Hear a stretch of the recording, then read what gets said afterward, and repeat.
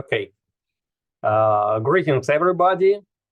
Greetings from Russia, from Lobachévsky University, within our educational event. And today, together with our partner, ALAR, we will talk about Russia in the changing system of international relations within the context of the transformation of the global world order.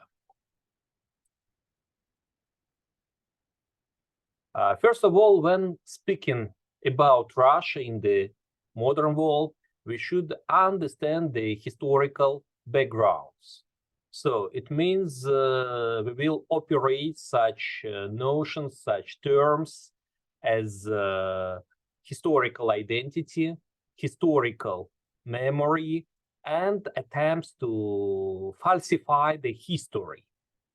If speaking about Russia to compare to some other countries, we have a general historical line of Russian history. And if speaking about the periodization, the main periods, in order you can better understand what's happening now, we can designate the time of medieval Russia, the time of Moscow Tsardom or Muscovy, the time of the Russian Empire, Soviet Russia or Soviet Union, as well as the current time, the time of the modern Russia. And on the slide, you can see the fragmentation, so the main stages of Russian history. For example, within medieval Russia, we can designate the time of Kievan Rus, when the capital of medieval Russian state first was in Novgorod, next in Kiev, next the time of the political fragmentation, which was ended by the Mongol yoke, which determines the so-called West-East gap of the Russian civilization. But after finishing the Mongol yoke, after becoming independent, so Russia created some kind of a new political entity like Ecumenic Empire. It was the biggest Orthodox state, of course, and Russia survived the dynasty change, the power transfer from Rurikids, the first dynasty, to Romanovs, the second dynasty. Next period was, of course, the imperial period, and it was well connected with Russian participation in the European politics under Peter the Great. But the time of the Russian Empire, as you remember, was finished during the First World War by the revolution in Russia. First, it was liberal, democratic revolution, but next, the same year, the new turnover happened and Bolsheviks seized the power. The result of the 4-year civil war was the appearance of the Soviet Union, which was active within 74 years and became the second superpower in the world. But in 1991, Soviet Union collapsed, disappeared, and we will also touch the reasons why did it happen. And it appeared Russian Federation as a successor of the Soviet Union as well as of Russian Empire. And right now we are living in the next stage. But if speaking about Russians, the first question, why Russia was called Russia? We know that old name of Russian state was Rus. But why did it happen? So, in Russian history, we have 4 different concepts of appearance of the Russian identity. The first one, that Russian state was irrelevant from the Scythian kingdom, the apocryphal Scythian king Prince Rus, and the lands where people of Rus lived were called Russia. We have also another concept which is affiliated with geography, and connected with the people who came from Rugen Island or who lived on the south, who formed a political entity on the valley of Rus or Rus River nearby Kiev. So the historian supports both versions, and it's usually listed in Russian textbooks. The third version is ethnical one, so it means that the name of Russia and Russian people is well affiliated with ancient civilizations of Etruscans, the people who previously lived in Italy and even established Rome, and their self-name was Rassena, or maybe some tribes of Russian people which are referred in different Roman chronicles as Ruthenians, Ruyans, Rooks, etc. And for example, in Latin language, Russia is called Ruthenia. And the last one, which is the professional versions, that Russians were like Rutsi, warship crew or warband elite, and they formed a separate community which established the control over Eastern Slavonic lands. And really, in all the Scandinavian chronicles for a long time, Russia was called Rutsiland until 15th century, when the name was changed for Rusland or Russia. So, of course, when speaking about Russia, about Russian identity, you understand right now we have Russians, Belarusians, and Ukrainians. But since the beginning, we have like a common people, like a common nation. And of course, Russian people, as well as Ukrainian, Belarusians, etc., are Slavonic people. And previously, Slavonic people lived in Central and Eastern Europe. And for example, here on the map, you can see the area of agglomeration of different Slavonic people around 7th or 8th century of the Common Era. Of course, soon the Slavs, they expanded and covered approximately half of Europe. In the 8th century, they were divided in 3 main branches. The first one were the so-called Western Slavs, who lived on the territory of modern Germany, Poland, Czechia, Slovakia. The second group were the people who migrated to Balkan Peninsula, and they formed the Serbian kingdom. They lived in Greece, in Bulgaria, a little bit in Romania, on the coastal of Adriatic Sea. But of course, if we are speaking about Russia, we are mostly interested by the Eastern Slavs, the people who are forming right now, Russians, Belarusians, and Ukrainians. But this time, all Western Slavs were divided in 12 tribal unions without some significant difference among them. And of course, they've got a factor which united all of them, a common language. So this time, Russian language was like a marker of the identity. The people who didn't speak Russian were considered like foreigners. Of course, since this time, the politics of expansion appeared in Russia, and there were different factors which determined such political processes.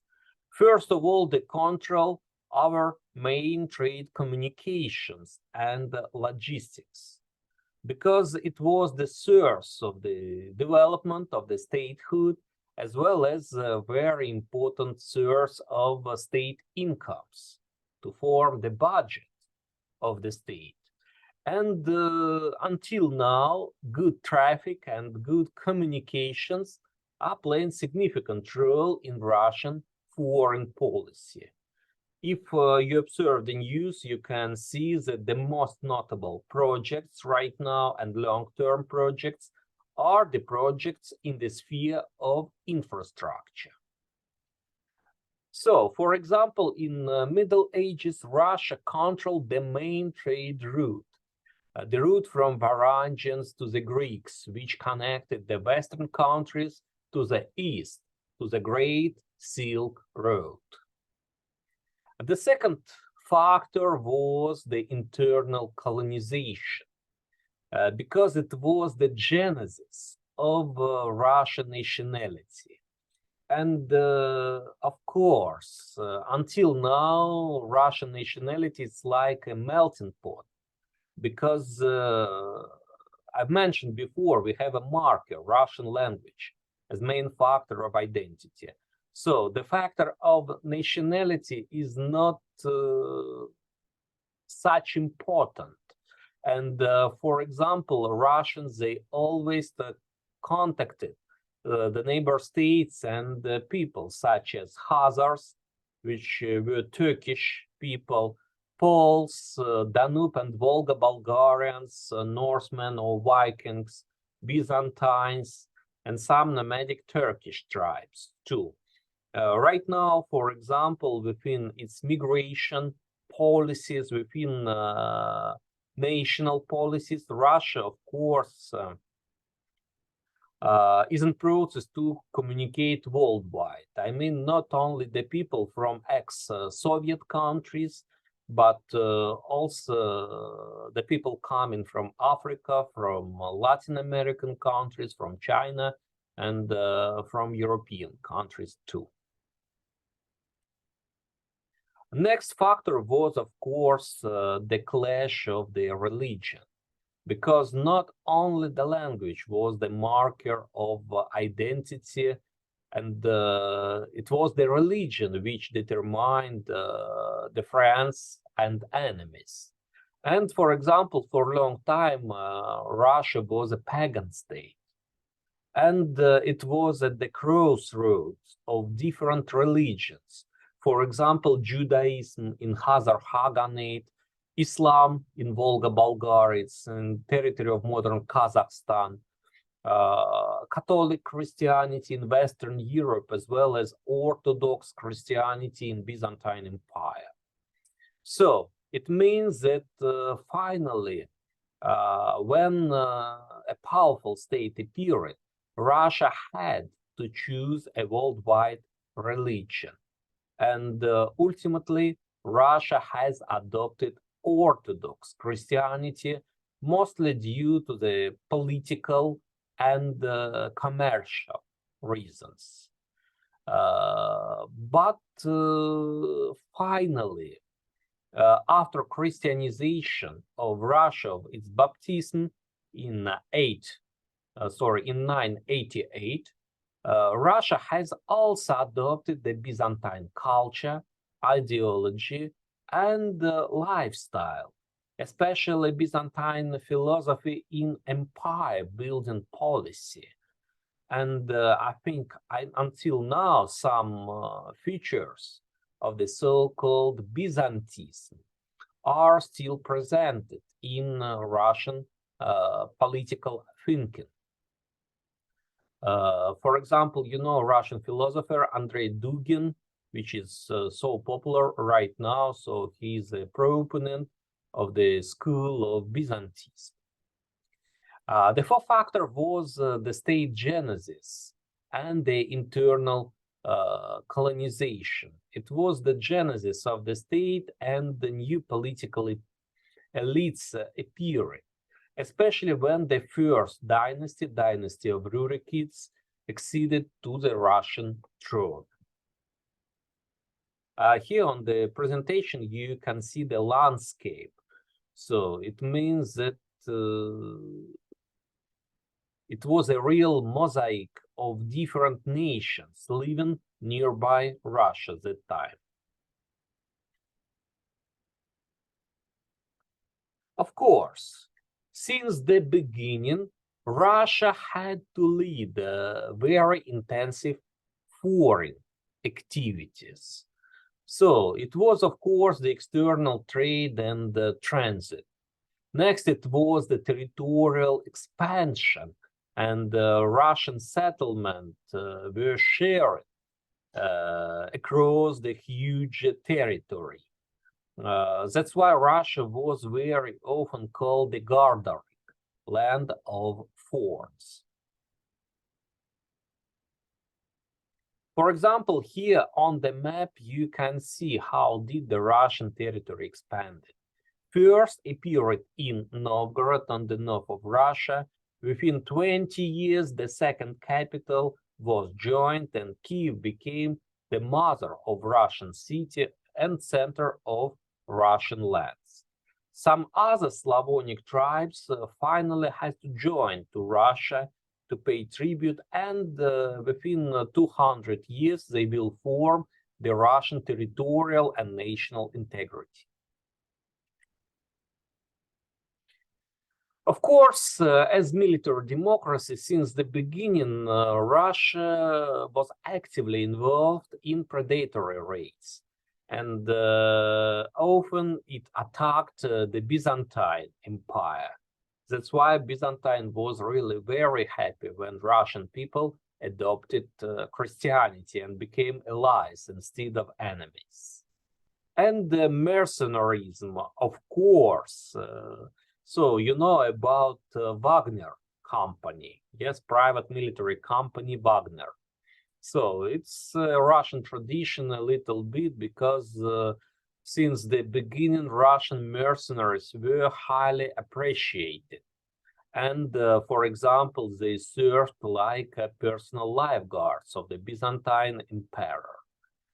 Within the Byzantine army, Russian soldiers were fighting against Arabic Caliphate in Iraq and Syria, and they moved even until Egypt and Italy. So, Russian state as a statehood appeared, a political entity appeared in 862, when three leaders, Rurik, Sinihus, and Truvar, has came from abroad. They were invited to rule to the Novgorod degree, and the single requirement that was that they should be neutral and they should be Russian speaking. So finally, Rurik agreed and became the first Russian ruler and founder of the Rurikid dynasty, which ruled in Russia until 1598. So it means more than 700 years. The first reference speaking about some intensive diplomatic activities of Russia is well connected with Russo-Byzantine Pact, which was considered the first written diplomatic agreement of Russia.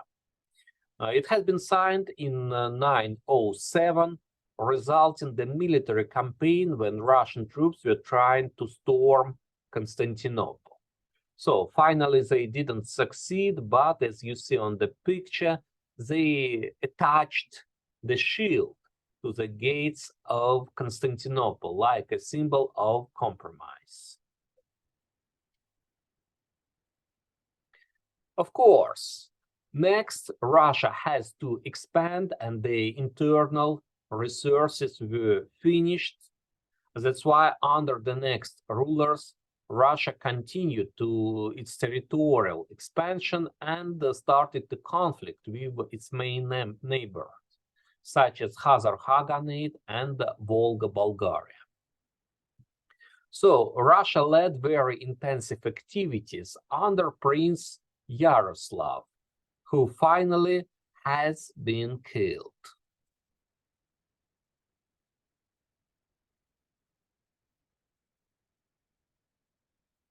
Under the next ruler, Prince Vladimir the Great, Russia baptized and adopted the Byzantine lifestyle, including Cyrillic alphabet. So, for example, you have already some classes, introductory classes of Russian language.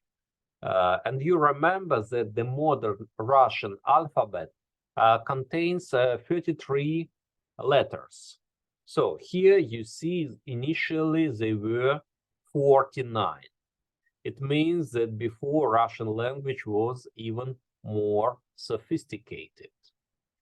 But through the adoption of the Cyrillic alphabet, Russia continued to adopt the Byzantine culture, not only Byzantine religion, but also Byzantine books and Byzantine thinking. So here you may see how Russia became a Christian country. So for Russia, it became a very important event in history because it was the main stage when Russia started to build itself like a single power. Of course, the peak of territorial expansion of Kievan Rus happened under Prince Vladimir the Great and Prince Yaroslav the Wise. But soon it happened the time of the political fragmentation. So Yaroslav the Wise did all possible to connect Russia with other European countries. And as you see, Russia this time was the biggest country in Europe, and it was really a part of the European civilization.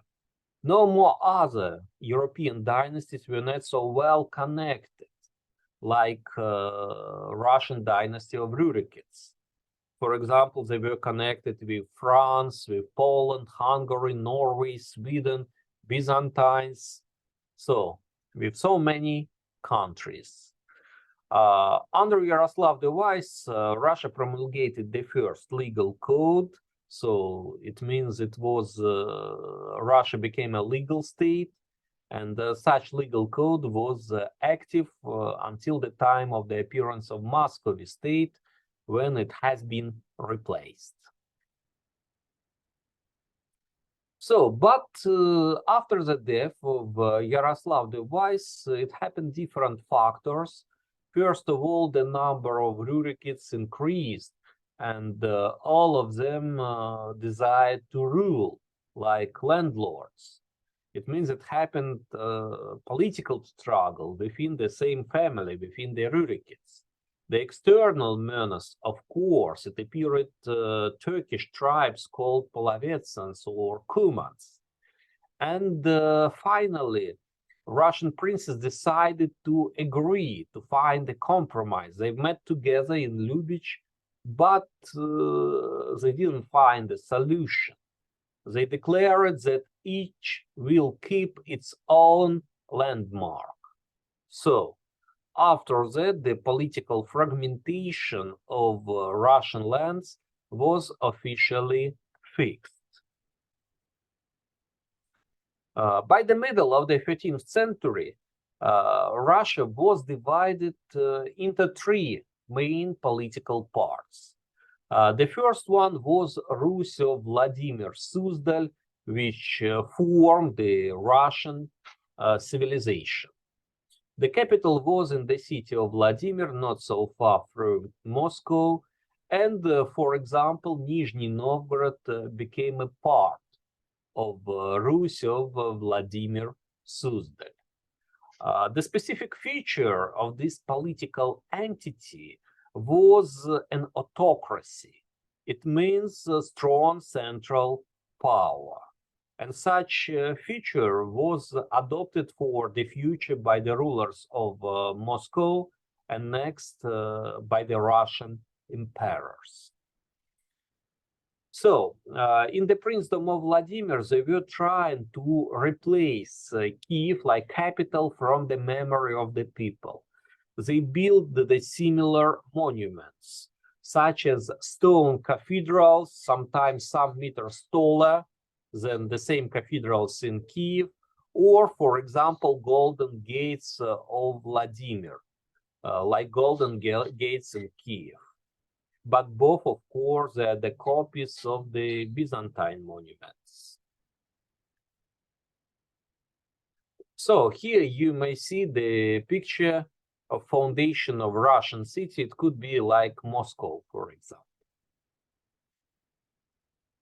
The second political entity was Halych-Volhynian Rus or Golden Rus, which is now the Western Ukraine. It covered territory of modern Ukraine, Belarus, Moldavia, and even part of Poland. So the climate here was very favorable, and the trade activities were so high.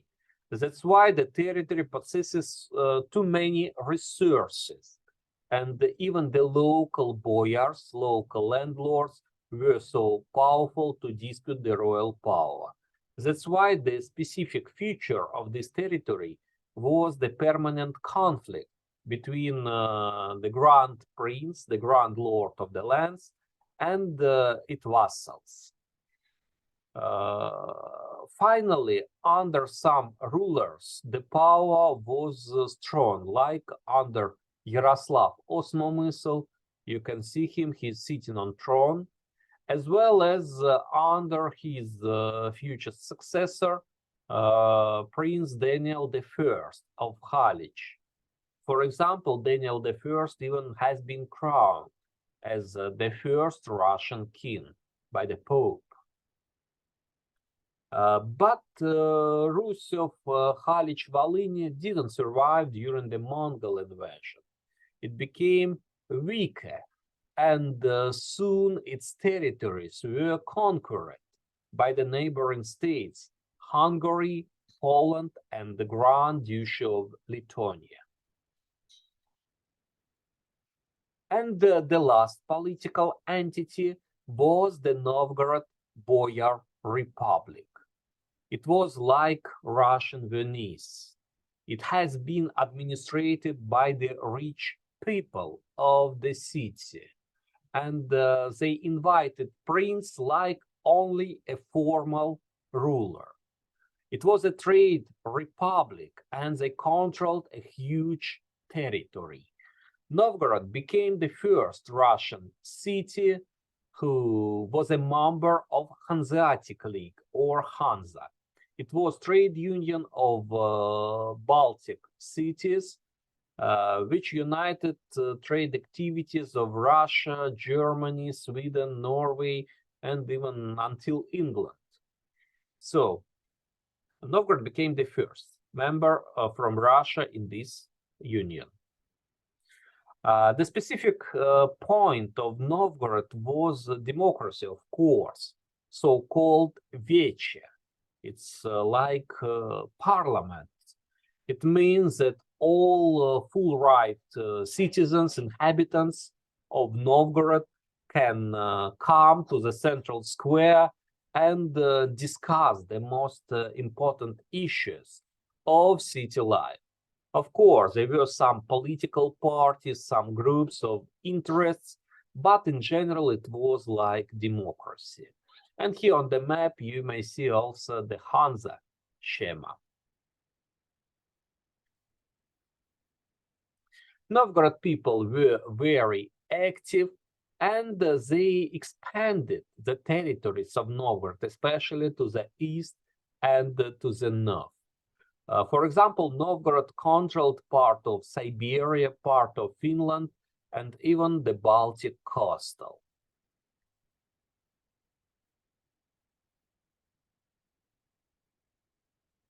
But soon, as a very rich political entity, Novgorod faced the western expansion, which was called Drang nach Osten, or the move to the east. Soon, the Crusaders understood that it's easy and sometimes even more advantage to conquer Russian lands rather than to fight in the Middle East or in Palestine. So that's why the Pope proposed to organize the Crusades against Russians, which were also Christians, but they were Orthodox, and they were considered to be schismatics by the Pope. At the beginning of the 13th century, in 1201, the first Western settlement was founded on Baltic coastal. It was Riga, which is now capital of Latvia. 16 years later, it was founded Tallinn, which is now the capital of Estonia, and soon it appeared an eastern enclave of Western Crusaders, not so far from Novgorod lands. As well as it was the time of the Mongol invasion, Novgorod remained to be alone against this expansion. But Novgorod did all possible to survive, and it happened because of Prince Alexander Nevsky. You may see Alexander Nevsky here on the slide. Alexander Nevsky is also considered to be a talented diplomat, and he is a patron of Russian diplomacy. Alexander Nevsky had won the Western Crusaders twice. First in 1240 at the Battle of Neva River, on the place where right now St. Petersburg is located, and 2 years later in the so-called Ice Battle at Peipus Lake on the territory of modern Latvia. So the military expansion of Western Crusaders was stopped. But soon Novgorod folded under the economic expansion and even desired to separate from the Russian lands. That's why in the end of the 15th century, the city has been conquered by the Muscovite army, and Novgorod was joined to Moscow. Its last ruler, Marfa, you see on the picture, was arrested and sent to the monastery. Of course, for Russian civilization, the essential event was the time of the Tatar yoke, or Tatar domination, lordship.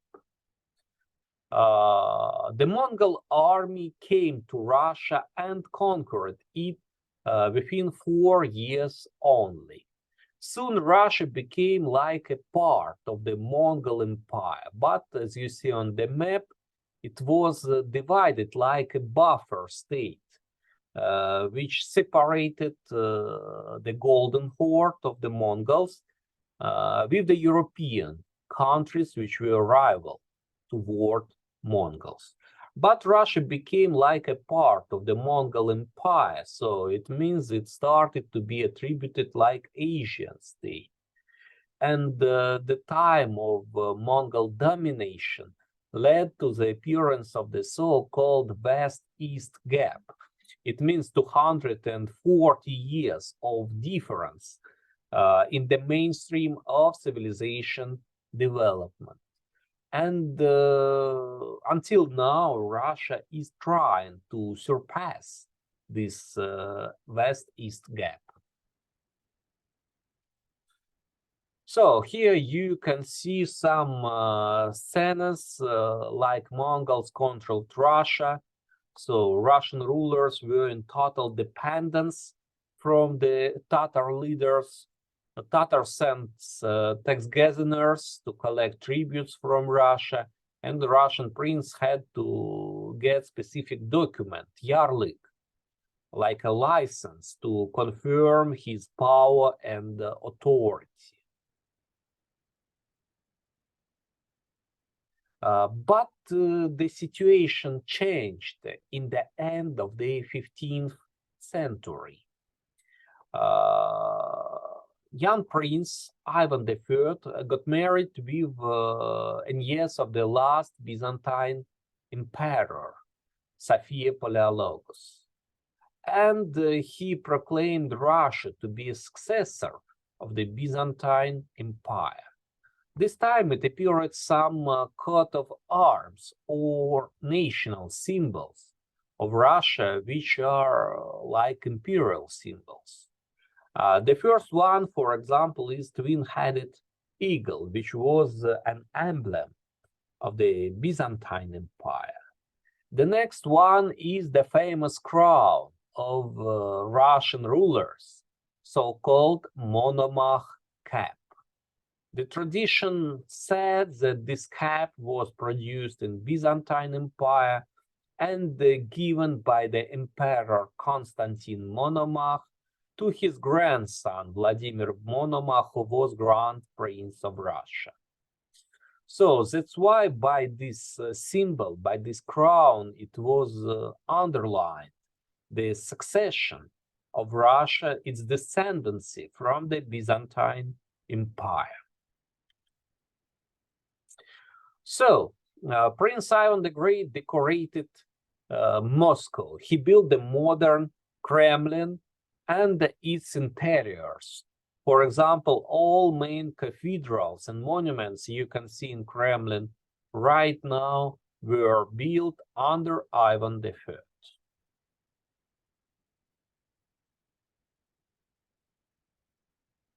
His son, Basil III, promulgated the new political motto of Russia, Moscow as the Third Rome.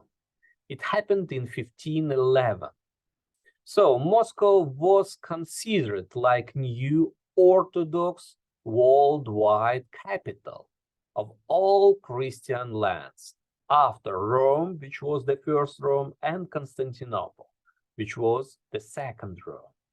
So it means that Russia pretended to build a worldwide empire this time. In Russia, it appeared first professional diplomatic institutions, like the embassies, prikaz, like Ministry of Foreign Affairs. They sieged in Kremlin. And for example, here you can see the visit of foreign diplomats to Russia.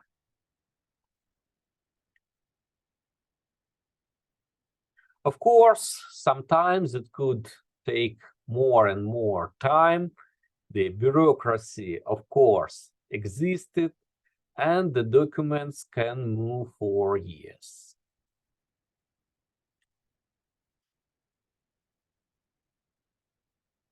Of course, the glorious time of Russia, when Russia started to be talking in Europe, it was the time of Ivan the Great, Ivan the Terrible, Ivan IV. Under Ivan IV, of course, he's considered to be like Ivan the Bloody or Ivan the Terrible, but at the same time, it was a really glorious ruler. He crushed the Tatar states on the east and initiated, encouraged the territorial expansion of Russia to Siberia and to Ural. So that's why right now Russia is the biggest and the richest country of the world. Otherwise, without Ivan the Terrible, we can lose these territories. For example, the first people who explored Siberia, who colonized Siberia, were the Cossacks. It was a specific military community which was composed of people of different origin, like aristocrats, runaway peasants, traders, etc. And they propagated the ideas of Christianity and freedom. So to avoid the central power, the bureaucracy, they moved to the Siberia, and finally they were the people who will reach Pacific Ocean, coastal, and who wish explore Alaska and California. But as well as Ivan was so successful on the east, he defeated the war on the West. And by the end of his rule, Russia fell in the political, economic, and demographic crisis. The enemies of Russia, such as Poland and Grand Duchy of Lithuania, united together and even attacked some primordial Russian territory. So when Ivan died, his dynasty collapsed. And it happened at a time in Russian history, which is called the time of troubles. It was really short, only 15 years period, but the question of survival of Russia as political entity was under the doubt, because Russia suffered from the power clash, from many uprisings, from foreign intervention. And two people, and I'm really proud that they were from Nizhny Novgorod, Minin and Pozharsky, finally convoked the People's Army and liberated Moscow from the foreign invaders.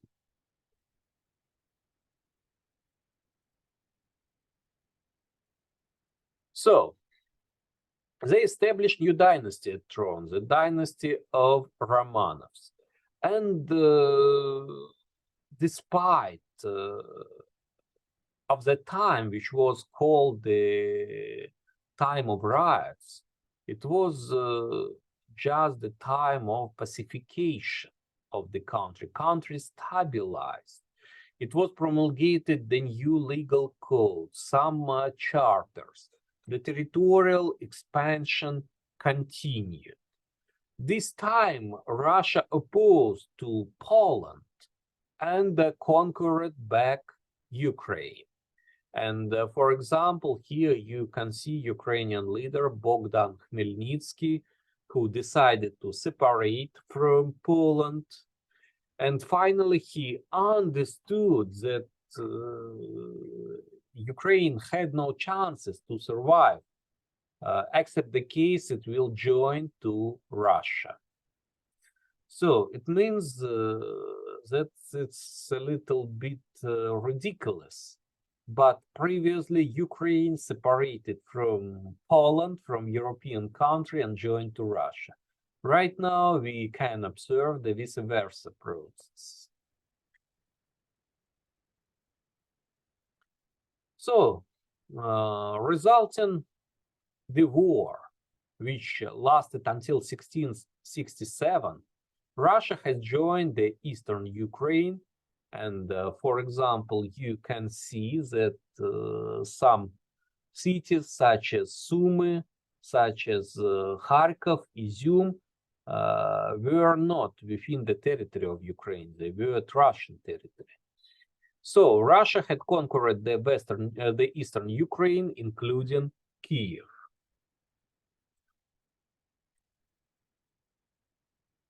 But of course, the glorious time of the Russian Empire happened under Peter the Great. So, Peter the Great was a person who desired to westernize the country, to make Russia a participant of the Grand Concert of Nations in Europe. Why? Because he desired to surpass this civilization gap between Russia and the Western European countries. Of course, he understood it's not possible to do so fast, but he proposed the galloping reforms when Russia was trying to intensively adopt the technology and specialists from Europe. Not all of these reforms were successfully. And most of the time of his reign, Peter the Great led different wars against neighboring states.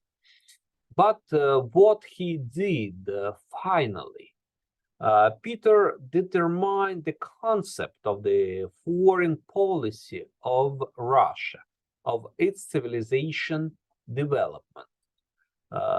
For example, he stated that without access to the sea, it's impossible to develop the economy. And really, this time, Russia was cut from the coastals. For example, it has got access only to the White Sea, which was on the north, where navigation was very restricted. And as priority goals of its policy, Peter proclaimed the conquest of some coastal lands. And his first attempt was to conquer Crimea and Azov coastal from Turkey. Russia had won this campaign, but didn't succeed to conquer Crimea. But the access to the Black Sea was achieved. The next, what Peter desired to do was his war against Sweden for the access to the Baltic Sea. And for example, Sweden at that time in Europe was like Germany right now, the leading state. And of course, Russia was not able to fight alone against Sweden. That's why Peter the Great organized a very specific diplomatic mission, which was called Grand Embassy. And he left Russia approximately for 2 years. So it's a unique case when the head of the state was leaving Russia or his own state for more than 1 year. Peter traveled and he formed some coalition. Unfortunately, the internal instability had to remove him back to Russia. So when the war was started, at the first stage, it was not so successful for Russia. But after the first defeats, Russian soldiers became more and more trained. And soon in 1709, they can win the Swedish army at Poltava battlefield.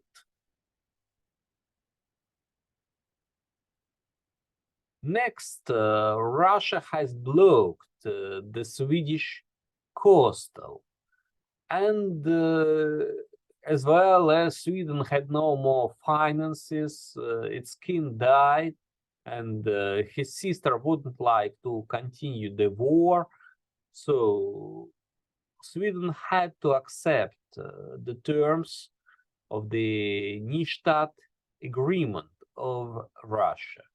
So this agreement was signed in Nystadt on Finnish territory, and Russia has got the territories of Baltic states, the Korean Peninsula, and some territories in Korea.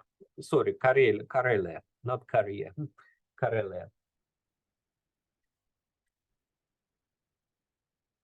So when Peter the Great died, most of his achievements were forbidden because in Russia, it happened new stage of political struggle, the time of police revolutions. And within 40 years, 7 emperors replaced themselves at Russian throne. So the culmination of this agreement was the 7 Years' War. It was like worldwide war when the leading political powers started the conflict. Russia also has been involved and even had all chances to win. But despite the diplomatic victories, military victories, the diplomacy failed finally, especially in the situation when the emperor was replaced. But this time, for example, in Moscow in 1755, it was founded the first Russian university, which is now Moscow State University. And here on the map, you can see its main buildings. So it means it was located just not so far from the Red Square.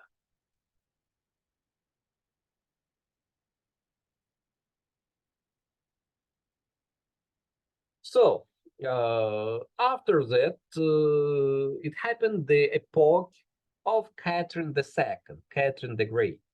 It was called the Golden Age of Russian aristocracy. So, as you can see on the map, Russian territory expanded even more, and the Aleut Islands and Alaska were joined. Due to the activities of General Grigory Potemkin, Russia has joined the Black Sea coastal and especially Crimea. It happened in 1783. And here you can see some documents, some declarations given by Catherine. For example, two different cities.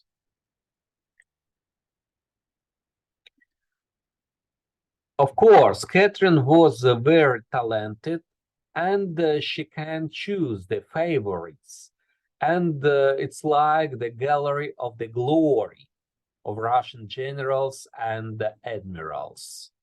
Admiral Ushakov, Admiral Potemkin, General Rumyantsev, and General Suvorov. And of course, Catherine's favorite, General Grigory Potemkin of Crimea. So, for example, General Potemkin has built the Black Sea Fleet. Since this time, Russia started to control the Black Sea.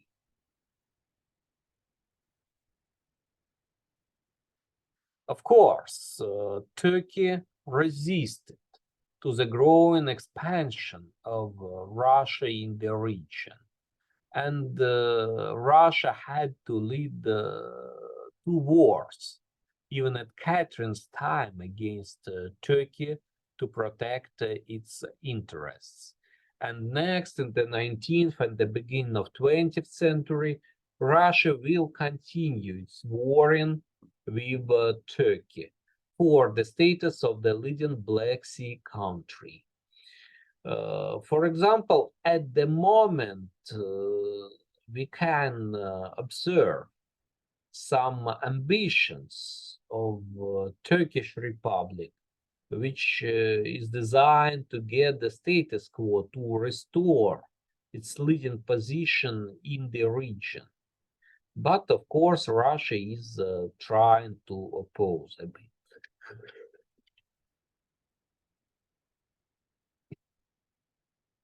And in this time, of course, it's also happened the phantasmagoric voyage of Catherine to Crimea.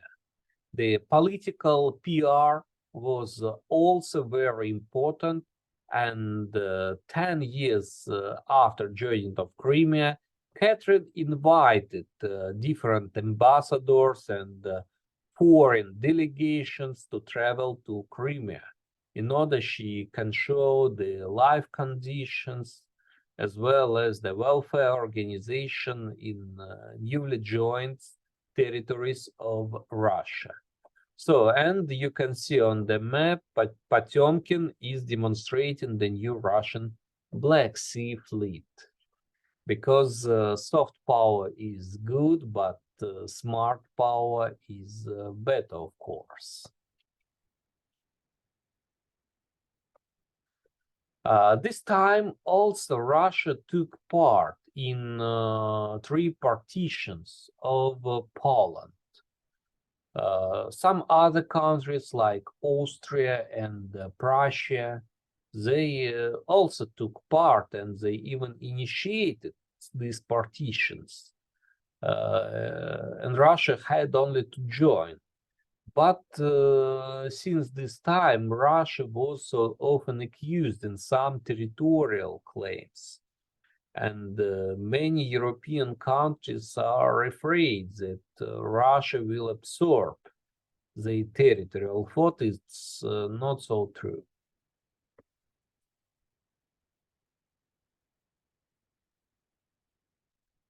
At the beginning of the 19th century, Russia took part at Napoleonic Wars. And it was just like the prediction of the First World War. Because once it happened at a time where only two great powers remained to be in continental Europe, France and Russia. And for example, if for Russia the peaceful coexistence was possible, it was not possible for Imperial France. So that's why Napoleon has started the war. Finally, as you see, he succeeded to conquer Moscow, to reach Moscow and to robber it. But on the back way, his army disappeared.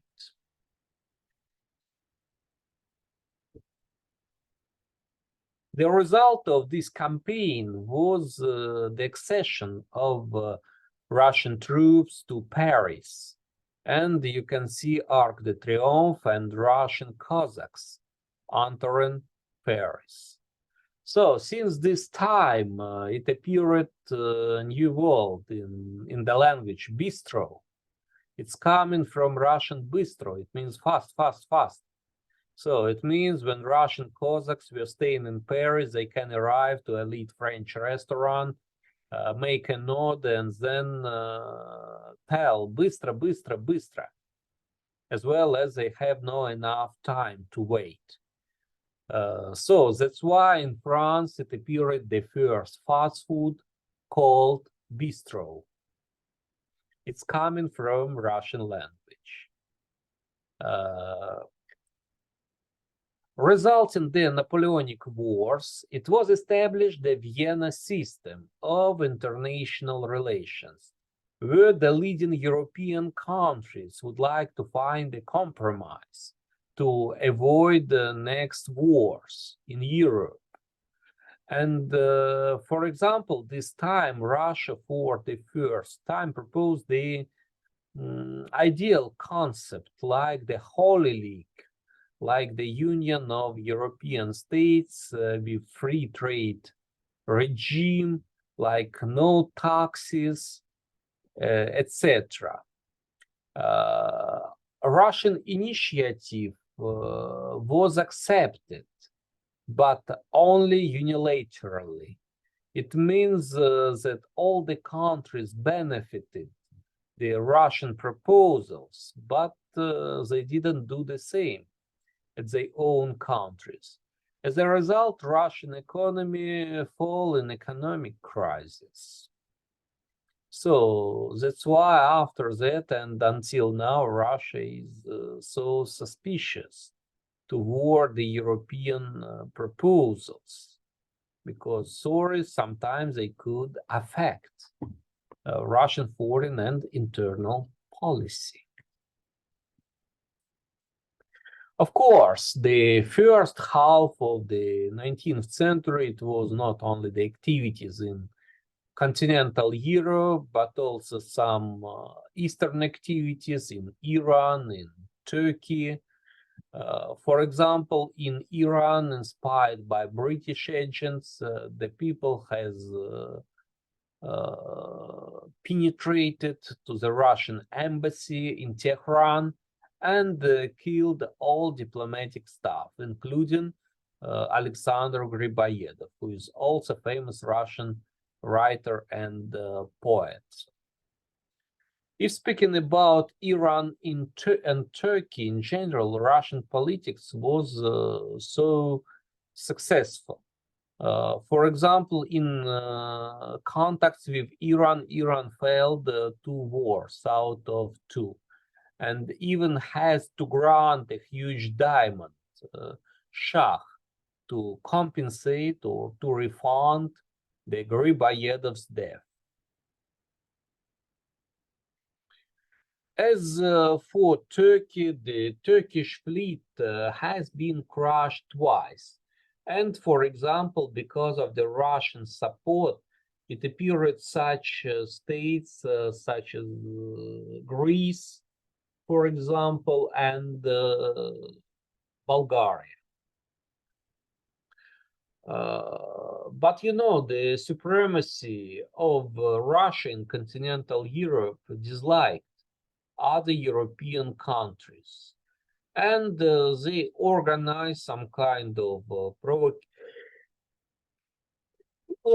provocation. They started to prosecute the Orthodox Christians in Turkish Empire. The feedback diplomatic mission failed, and the result was the new Russo-Turkish War. But expecting to meet the Turks only, Russia suddenly has faced the coalition of the European states, such as France, Great Britain, Sardinia Kingdom, and Turkey, of course. Turkey opened the Gulf to enter the Black Sea. As a result, the main Russian city in Crimea, Sebastopol, resisted half of a year, and next it has been stormed and captured. But after that, the Allies, they had no more forces also to continue the war. That's why it was signed the new Treaty of Paris, and established a new system of the balance of powers in Europe. And Russia lost its leading role.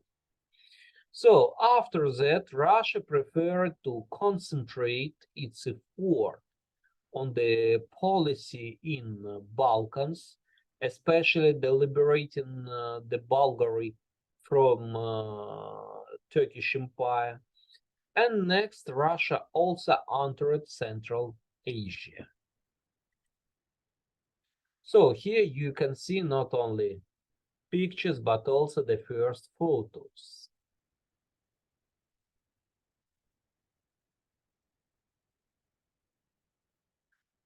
So, when speaking about the appearance of Russia in Central Asia, initially it was mostly like soft power.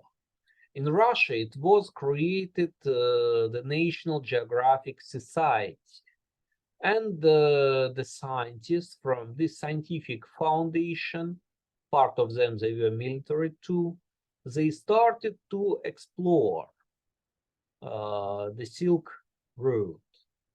They entered the countries of Central Asia, which are now Uzbekistan, Kyrgyzstan, Kazakhstan, Turkmenistan, and Tajikistan.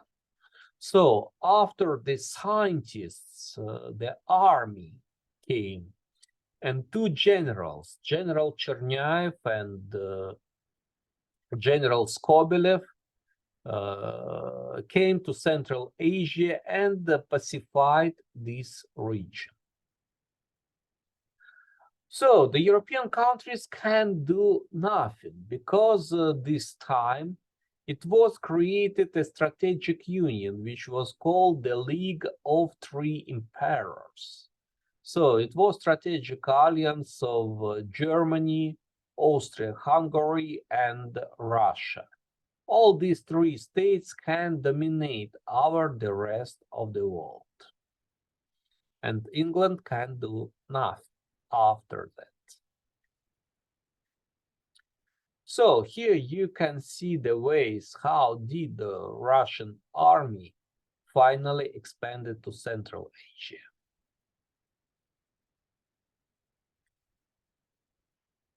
Of course, this time Russia also continued its American foreign policy, which is quite interesting.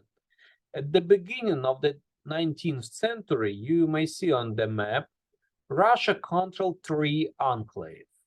The first one was Russian Alaska, with the capital in New Arkhangelsk. The second one was Russian California, with the capital in Fort Ross. And the last one was in Hawaii. So, When Russians came, of course, the main challenge was the distance, because it was too long to send new settlers to come. That's why the local Russian settlers, they proposed to convert the local people. And they did it, you see. Finally, when the priorities of Russian foreign policy changed, Russia sold Alaska to the United States for $7,200,000 US. So until now, this deal is considered to be so mysterious. On the one hand, the Americans cannot understand why did they pay for the territory that they could capture for free, is the first question. Second question, where is the money for Alaska? And the last question, to whom is Alaska owned now? Answering the first question, from $7,200,000, so approximately 1 million was paid to American senators to lobby this deal. As for the money, really, we have a strange situation. For example, Russia has got the first tranche of around 2 million Russian rubles.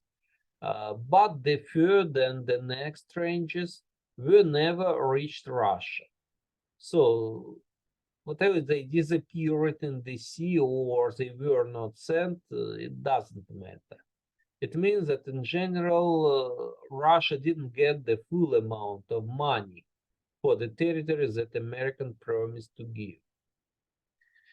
And the third question about the legal status of Alaska, really, until now, we have some unclarified points, and we do not know.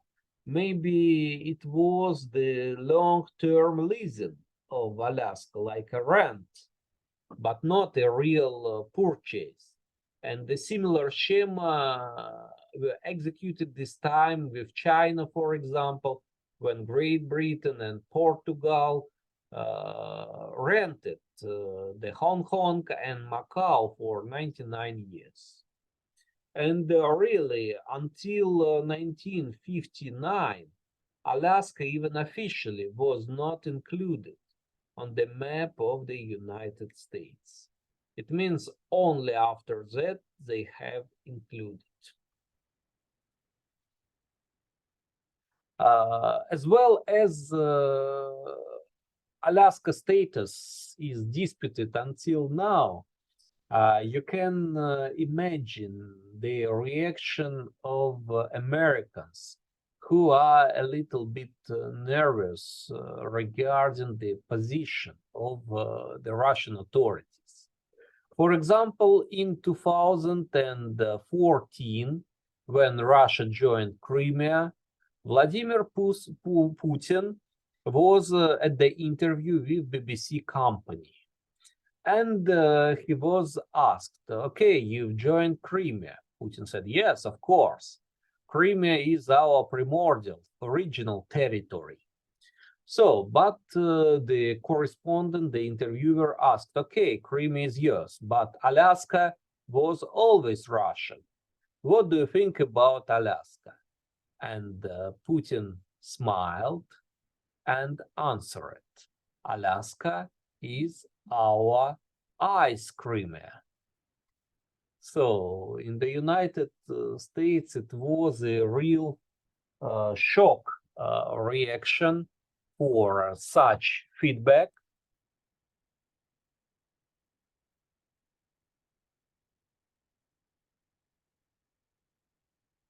So, and